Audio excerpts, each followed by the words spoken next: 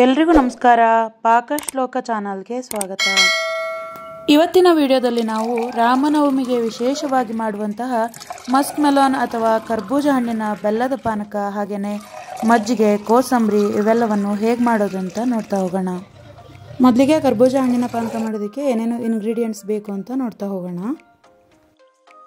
ಒಂದು ಚೆನ್ನಾಗಿ ಹಣ್ಣಾಗಿರುವಂತಹ ಕರ್ಬೂಜ, ಹಾಗೆಯೇ ಒಂದೆರಡು ಏಲಕ್ಕಿ, 5 ರಿಂದ 6 ಕಾಳುಮೆಣಸು, ಅರ್ಧ ಹೋಳಾಗುವಷ್ಟು ಲಿಂಬು, ಹಾಗೆಯೇ ರುಚಿಗೆ ತಕ್ಕಷ್ಟು ಬೆಲ್ಲ.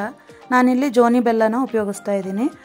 ನಂತರ ಒಂದು ಪಾತ್ರೆಯಲ್ಲಿ 3/4 ಲೀಟ್ರ್ ಆಗುವಷ್ಟು ನೀರನ್ನು ತಗೊಂಡಿದ್ದೀನಿ. ಅದಕ್ಕೇ 3/4 ಕಪ್ ಆಗುವಷ್ಟು ಬೆಲ್ಲನ ಸೇರಿಸ್ತಾ ಇದ್ದೀನಿ. ಇಲ್ಲಿ ನೀರು ಮತ್ತು ಬೆಲ್ಲವನ್ನು ಎಷ್ಟು ಜನಕ್ಕೆ ಮಾಡ್ತಿದ್ದೀರಾ ಅನ್ನೋದ್ರ ಮೇಲೆ ತಗೋಬೇಕು. ನಾನಿಲ್ಲಿ 3 ಜನಕ್ಕಾಗುವಷ್ಟು ಮಾಡ್ತಾಯಿದ್ದೀನಿ. ನಂತರ 5 ರಿಂದ 6 ಕಾಳುಮೆಣಸಿನ ಪುಡಿ, ಹಾಗೆಯೇ ಒಂದೆರಡು ಏಲಕ್ಕಿನ ಈ ಥರ ಪುಡಿ ಮಾಡಿ ಸೇರಿಸ್ಕೊಳ್ತಾ ಇದ್ದೀನಿ. ನಾನಿಲ್ಲಿ ಕರ್ಬೂಜ ಹಣ್ಣನ್ನು ಕಟ್ ಮಾಡೋ ಮುಂಚೆನೇ ಈ ಥರ ಬೆಲ್ಲ ಮತ್ತು ಏಲಕ್ಕಿ, ಕಾಳುಮೆಣಸನ್ನು ಈ ಥರ ಸೇರಿಸಿ ಇಟ್ಕೊಳ್ತಾ ಇದ್ದೀನಿ. ಯಾಕಂದರೆ ಅದನ್ನು ಆಮೇಲೆ ಸೋಸ್ಕೊಂಡು ಹಣ್ಣಿನ ಮಿಶ್ರಣನ ಅದಕ್ಕೆ ಸೇರಿಸಿದ್ರೆ ಆಯಿತು. ಹೀಗೆ ಮುಂಚೆನೇ ಕಾಳುಮೆಣಸು ಮತ್ತು ಏಲಕ್ಕಿನ ಸೇರಿಸ್ಕೊಳ್ಳೋದ್ರಿಂದ ಫ್ಲೇವರನ್ನು ಅದು ನೀರಿಗೆ ಬಿಟ್ಕೊಳ್ಳುತ್ತೆ. ನಂತರ ಅದನ್ನು ಸೋಸ್ಕೋಬಹುದು. ಅಷ್ಟಾದರೆ ಬಾಯಿಗೆ ಸಿಗಲ್ಲ ಅಂತ. 2 ಥರ ಕರ್ಬೂಜ ಹಣ್ಣು ಬರುತ್ತಲ್ವ, ಅದರಲ್ಲಿ ನಾನು ಈ ಥರ ಸಿಪ್ಪೆ ತೆಳ್ಳಗಿರುವಂಥದ್ದು, ಹಾಗೆಯೇ ಚೆನ್ನಾಗಿ ಹಣ್ಣಾಗಿರುವಂಥದ್ದನ್ನು ತೊಗೊಂಡಿದ್ದೀನಿ. ಸಿಪ್ಪೆನೆಲ್ಲ ಈ ಥರ ತೆಗೆದು ನಂತರ ಕಟ್ ಮಾಡಿ, ಬೀಜನೆಲ್ಲ ತೆಗೆದು ನಂತರ ಚಿಕ್ಕದಾಗಿ ಹೆಚ್ಕೊಳ್ತಾ ಇದ್ದೀನಿ. ಪಾನಕನ ತೆಳುವಾಗಿ ಮಾಡೋದ್ರಿಂದ ಇಷ್ಟು ದೊಡ್ಡದಾಗಿರುವಂತಹ ಹಣ್ಣು ಬೇಕಾಗಲ್ಲ. ಆದರೆ ಚಿಕ್ಕದಾಗಿರುವಂಥದ್ದು ಇನ್ನೂ ಹಣ್ಣಾಗಿರಲಿಲ್ಲ, ಅದಕ್ಕೆ ನಾನು ದೊಡ್ಡದಾಗಿರುವಂಥ ಹಣ್ಣನ್ನೇ ಕಟ್ ಮಾಡಿದ್ದೀನಿ.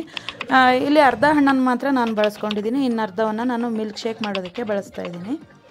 ಈ ಕರ್ಬೂಜ ಹಣ್ಣಿನ ಮಿಲ್ಕ್ ಶೇಕ್ ಕೂಡ ತುಂಬಾ ಚೆನ್ನಾಗಾಗತ್ತೆ. ನೋಡಿ, ನಾನು ಹೀಗೆ ತೆಳುವಾಗಿ ಕಟ್ ಮಾಡ್ಕೊಂಡಿದ್ದೀನಿ. ಅದನ್ನು ಒಂದು ಮಿಕ್ಸಿ ಜಾರ್ಗೆ ಅರ್ಧ ಹಣ್ಣನ್ನು ಸೇರಿಸ್ಕೊಳ್ತಾ ಇದ್ದೀನಿ.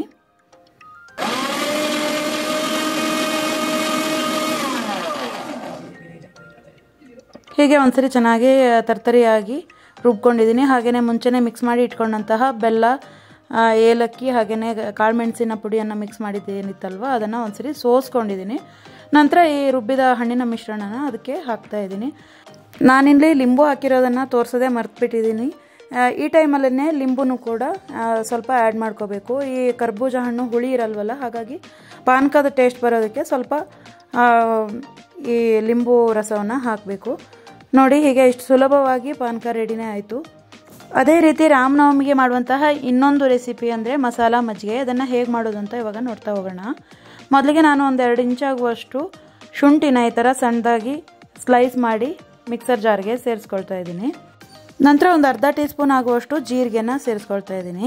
ಹಾಗೆಯೇ ಒಂದು ಚಿಕ್ಕ ತುಂಡಾಗುವಷ್ಟು ಹಸಿರು ಮೆಣಸಿನ್ಕಾಯಿನ ಸೇರಿಸ್ಕೊಳ್ತಾ ಇದ್ದೀನಿ ಫ್ಲೇವರ್ಗೋಸ್ಕರ. ಮಜ್ಜಿಗೆ ಖಾರವಾಗಿ ಇರಬೇಕು ಅನ್ನೋದಾದರೆ ಇನ್ನೊಂದು ಸ್ವಲ್ಪ ಹಸಿರು ಮೆಣಸಿನ್ಕಾಯಿ ಅಥವಾ ಕಾಳು ಮೆಣಸನ್ನು ಸೇರಿಸ್ಕೋಬೋದು.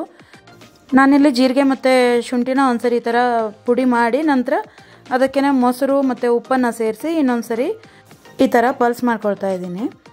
ನಂತರ ಇದನ್ನು ಒಂದು ಸ್ಟ್ರೇನರಲ್ಲಿ ಸೋಸ್ಕೊಂಡು ಅದಕ್ಕೆ ಬೇಕಾದಷ್ಟು ನೀರನ್ನು ಅಡ್ಜಸ್ಟ್ ಮಾಡಿಕೊಂಡ್ರೆ ಆಯಿತು. ನೀರು ಮತ್ತು ಉಪ್ಪನ್ನು ನಾವು ನೋಡಿ ಅದಕ್ಕೆ ಸೇರಿಸ್ಕೊಂಡ್ರೆ ಆಯಿತು. ತುಂಬಾ ಚೆನ್ನಾಗಿರುತ್ತೆ ಇದು. ಸಿಂಪಲ್ಲಾಗಿ ಬರೀ ಒಂದು 2-3 ಇಂಗ್ರೀಡಿಯೆಂಟ್ಸನ್ನು ಸೇರಿಸಿ ಮಾಡುವಂತಹ ಮಜ್ಜಿಗೆ ತಂಬಳಿ ಇದು. ತುಂಬಾ ಚೆನ್ನಾಗಾಗತ್ತೆ. ನಂತರ ಇದಕ್ಕೆ ಚಿಕ್ಕದಾಗಿ ಹೆಚ್ಚಿರುವಂತಹ ಕೊತ್ತಂಬರಿ ಸೊಪ್ಪನ್ನು ಸೇರಿಸ್ಕೊಳ್ತಾ ಇದ್ದೀನಿ. ಇಲ್ಲಿ ಕೊತ್ತಂಬರಿ ಸೊಪ್ಪು ಬಾಯಿಗೆ ಸಿಗತ್ತೆ, ಇಷ್ಟ ಇಲ್ಲ ಅನ್ನುವರು ರುಬ್ಬವಾಗಲೇ ಕೂಡ ಹಾಕೋಬೋದು. ತುಂಬಾ ಸುಲಭ ಇದು ಮಾಡೋದು, ಆದರೆ ತುಂಬ ರುಚಿಯಾಗಿರುತ್ತೆ. ಈ ಬೇಸಿಗೆಗಂತೂ ಈ ಥರ ಮಜ್ಜಿಗೆ ತಂಬಳಿ, ಪಾನಕ ಈ ಥರದ್ದೆಲ್ಲ ಇದ್ದರೆ ತುಂಬಾ ಹಿತವಾಗಿರುತ್ತೆ. ನೋಡಿ, ರಾಮನ ನೈವೇದ್ಯಕ್ಕೆ ಮಾಡುವಂತಹ ಮಸಾಲ ಮಜ್ಜಿಗೆನೂ ಕೂಡ ಇವಾಗ ರೆಡಿ ಆಯಿತು. ಇದು ತುಂಬಾ ರುಚಿಯಾಗಿರುತ್ತೆ. ಹಾಗೆಯೇ ಈ ಬೇಸಿಗೆಗೆ ಹೇಳಿ ಮಾಡಿಸಿದಂತಹ ತಂಬಳಿ ಇದು ಅಂತಲೇ ಹೇಳ್ಬೋದು. ಆರೋಗ್ಯಕ್ಕೂ ಕೂಡ ಅಷ್ಟೇ ಒಳ್ಳೆಯದು. ಜೀರಿಗೆ, ಶುಂಠಿ ಎಲ್ಲ ಹಾಕಿರೋದ್ರಿಂದ ತುಂಬಾ ಚೆನ್ನಾಗಾಗತ್ತೆ ಕೂಡ ಇದು. ನೀವು ಕೂಡ ಈ ಥರ ಸಿಂಪಲ್ ಆಗಿರುವಂತಹ ತಂಬಳಿನ ಟ್ರೈ ಮಾಡಿ ನೋಡಿ. ಹಾಗೆಯೇ ನೀವು ಹೇಗೆ ಮಾಡ್ತೀರಾ ಅನ್ನೋದನ್ನು ನನಗೆ ಕಮೆಂಟ್ ಮೂಲಕ ತಿಳಿಸಿ. ನಂತರ ನಾನು ಕೋಸಂಬರಿ ಮಾಡೋದಕ್ಕೆ ಒಂದು 1/4 ಕಪ್ ಆಗುವಷ್ಟು ಹೆಸರು ಬೇಳೆನ ಚೆನ್ನಾಗಿ ತೊಳೆದು 2 ಗಂಟೆಗಳ ಕಾಲ ನೆನೆಸಿಡ್ತಾ ಇದ್ದೀನಿ.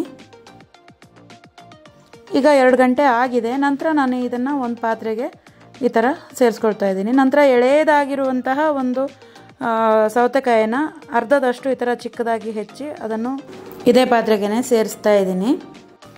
ನಂತರ ಚಿಕ್ಕದಾಗಿ ಹೆಚ್ಚಿಟ್ಟಿರುವಂತಹ ಹಸಿರು ಮೆಣಸಿನ್ಕಾಯಿ, ಹಾಗೆಯೇ ಶುಂಠಿ, ಕೊತ್ತಂಬರಿ ಸೊಪ್ಪು ಇವೆಲ್ಲವನ್ನು ಕೂಡ ಇದಕ್ಕೇ ಸೇರಿಸ್ತಾ ಇದ್ದೀನಿ. ನಂತರ ಹೆಸರುಬೇಳೆ ತಗೊಂಡಿರೋ ಕಪ್ಪಲ್ಲೇ 1 ಕಪ್ ಆಗುವಷ್ಟು ಕಾಯಿ ತುರಿನೂ ಸೇರಿಸ್ಕೊಳ್ತಾ ಇದ್ದೀನಿ. ನಂತರ ಒಂದು ಚಿಕ್ಕದಾಗಿರುವಂತಹ ಕ್ಯಾರೆಟನ್ನು ಕೂಡ ಅದಕ್ಕೇ ತುರಿದು ಸೇರಿಸ್ಕೊಳ್ತಾ ಇದ್ದೀನಿ. ನಾನಿಲ್ಲಿ ಸೌತೆಕಾಯಿ ಮತ್ತು ಕ್ಯಾರೆಟನ್ನು ಎರಡನ್ನೂ ಸೇರಿಸಿ ಕೋಸಂಬರಿ ಮಾಡ್ತಾ ಇದ್ದೀನಿ. ನಂತರ ನಾನು ಇದಕ್ಕೆ ಒಂದು ಒಗ್ಗರಣೆನ ಸೇರಿಸ್ಕೊಳ್ತಾ ಇದ್ದೀನಿ. ಉದ್ದಿನಬೇಳೆ, ಸಾಸಿವೆ, ಕರಿಬೇವು ಹಾಗೆಯೇ ಒಣಮೆಣಸಿನ್ಕಾಯಿ ಇಷ್ಟನ್ನು ಹಾಕಿ ಒಂದು ಒಗ್ಗರಣೆಯನ್ನು ಸೇರಿಸ್ಕೊಳ್ತಾ ಇದ್ದೀನಿ. ನಂತರ ರುಚಿಗೆ ತಕ್ಕಷ್ಟು ಉಪ್ಪು ಮತ್ತು ಲಿಂಬುವನ್ನು ಸೇರಿಸ್ಕೊಳ್ತಾ ಇದ್ದೀನಿ. ಕೋಸಂಬರಿ ಕೂಡ ಇವಾಗ ರೆಡಿ ಆಯಿತು. ಇಷ್ಟೇ, ತುಂಬಾ ಸಿಂಪಲ್ ಆಗಿರುವಂಥದ್ದು. ಹಾಗೆಯೇ ಎಲ್ಲರ ಮನೆಗಳಲ್ಲಿ ಕೂಡ ಮಾಡುವಂಥದ್ದೇನೆ, ತುಂಬ ವಿಶೇಷ ಅಂತೇನೇ ಇಲ್ಲ. ಆದ್ರೂ ರಾಮನವಮಿಗೆ ವಿಶೇಷವಾಗಿ ಮಾಡುವಂತಹ ನೈವೇದ್ಯದ ರೆಸಿಪಿ ಅನ್ನೋ ಕಾರಣಕ್ಕೆ ನಾನು ಹೇಗೆ ಮಾಡ್ತೀನಿ ಅನ್ನೋದನ್ನು ತೋರಿಸ್ಕೊಟ್ಟಿದ್ದೀನಿ ಅಷ್ಟೇ. ನಿಮಗೆಲ್ಲ ವಿಡಿಯೋಗಳು ಇಷ್ಟ ಆಗ್ತಿದೆ ಅನ್ನೋದಾದರೆ ಲೈಕ್ ಮಾಡಿ, ಶೇರ್ ಮಾಡಿ, ಸಬ್ಸ್ಕ್ರೈಬ್ ಮಾಡಿ. ಹಾಗೆಯೇ ನಿಮಗೆಲ್ಲರಿಗೂ ರಾಮನವಮಿಯ ಶುಭಾಶಯಗಳು. ವಿಡಿಯೋ ನೋಡಿದ್ದಕ್ಕಾಗಿ ಧನ್ಯವಾದಗಳು. ಸಿಗೋಣ ಮುಂದಿನ ವಿಡಿಯೋದಲ್ಲಿ. ಶುಭವಾಗಲಿ. ಶುಭ ದಿನ.